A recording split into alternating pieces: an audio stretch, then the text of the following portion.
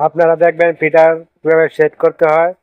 একটা মেশিনের সাইড কাটার সমস্যা সমাধানের জন্য সঠিকভাবে ফিটার সেট করা। একটা 1 টাকার কয়েন নিয়ে আপনি ফিটারের নিচে দেন, দিয়ে যতটুকু সম্ভব ফিটারটা নামিয়ে দেন যেন কয়েনের সাথে মিশে থাকে। আমি যেভাবে করছি আপনি দেখে নেন, ভিডিওতে দেখেন কিভাবে করা হচ্ছে।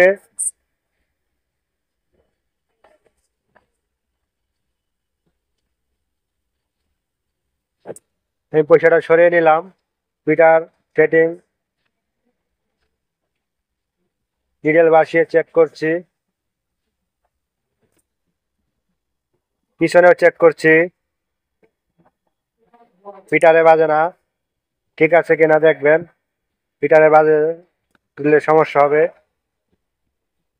নিডেল ভেঙে যেতে পারে।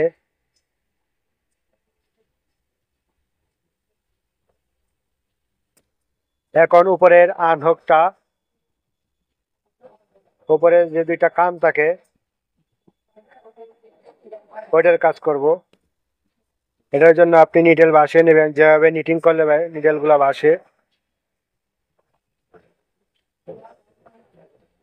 মেশিনের ক্যাম নিট করলে যেভাবে বাসে আমি সেভাবে বাসিয়ে আপনাদেরকে দেখাচ্ছি। মেশিনে যখন নিট করে এভাবে বাসে। তো আপনারা মেশিন চালিয়ে দেখবেন।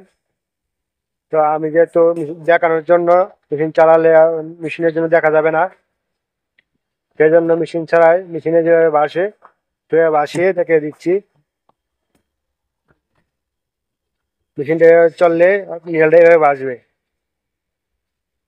মেশিনটা সরিয়ে আমি আপনাদেরকে দেখে দেব যে আপনি এভাবে নিডেলটা বাসার পরে মেশিনে 4 নাম্বার 3 নাম্বার নিডেলের উপরে আপনার ফিটারটা থাকবে।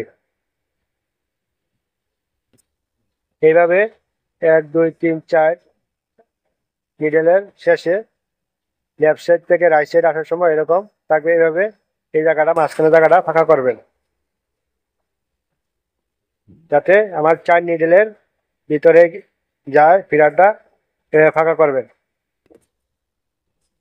তারপরে মেশিনের ব্রাশে যেন ফিটারের সুতা না বাজে সেভাবে ব্রাশগুলো সেট করতে হবে। এই ফিটারের সুতা যেন ব্রাশে না বাজে বা ব্রাশে না লাগে সেভাবে সেট করতে হবে।